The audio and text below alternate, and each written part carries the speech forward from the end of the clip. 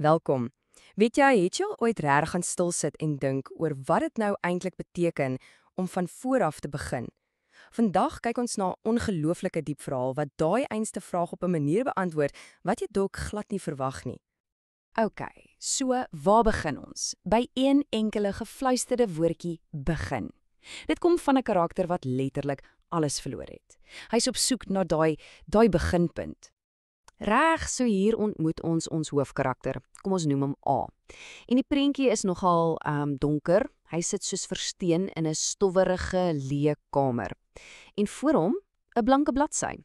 Daai uiteindelike simbool van 'n nuwe begin, maar ook van 'n leegheid wat jou kan oorweldig. En wat doen hy?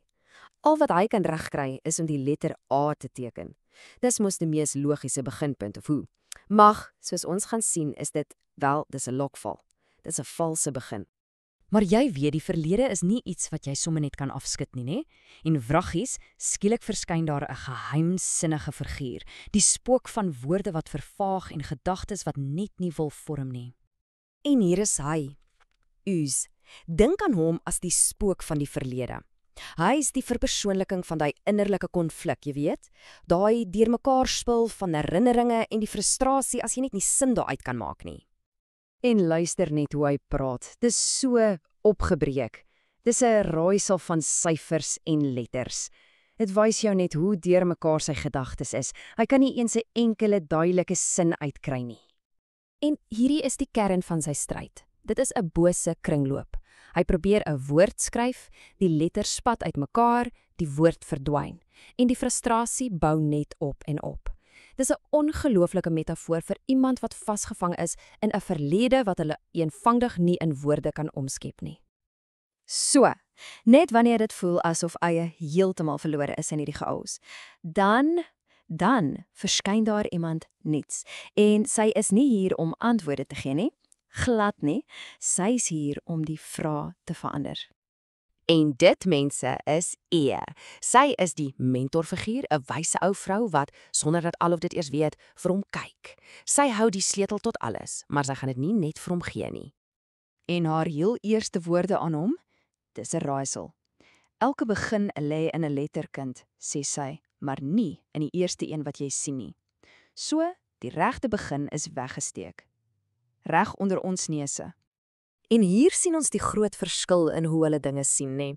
Vir A is alles verlore. Die bladsy is leeg. Hy is vasgevang deur dit wat voor hom is.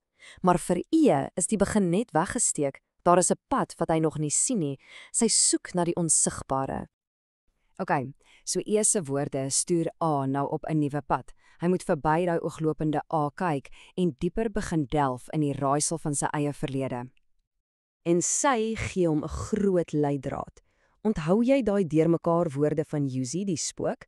Wel, sy wys hom na een ding wat uitgestaan het, die nommer 6. Dit is die sleutel. So, die groot vraag word nou, wat is die 6ste letter in daai heel eerste woord, Potchetak of begin? Wat is die betekenis van hierdie nommer?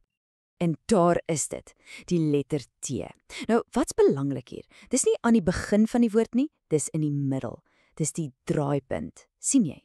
Die ware begin is nie die eerste tree nie, dis die oomblik wat alles verander.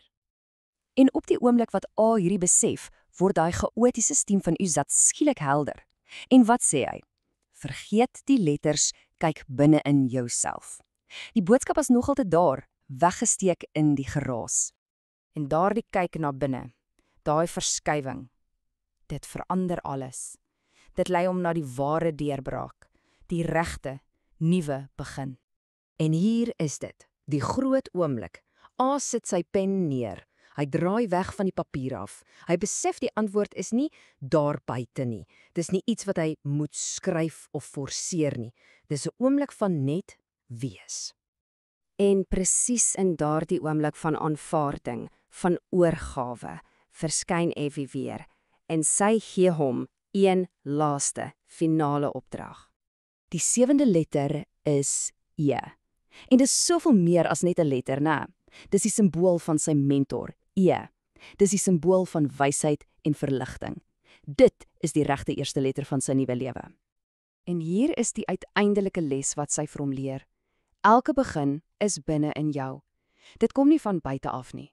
Dit is 'n ontdekking, nie 'n skeping nie. So, kom ons breek dit gou af. Die A was die vals begin, die ooglopende een. USZ was daai innerlike chaos wat jy nie moet beveg nie, maar probeer verstaan. Die T was die draaipunt wat jy vind as jy dieper kyk. En E? E is die ware begin, een wat jy deur wysheid en selfinsig ontdek. Dit gaan alles daaroor om jou eie storie te herinterpreteer. En dit los ons met 'n baie kragtige vraag. As 'n ware nuwe begin nie 'n leë bladsy is nie, maar 'n letter wat iewers in jou eie storie weggesteek is. Waar gaan jy soek vir joune?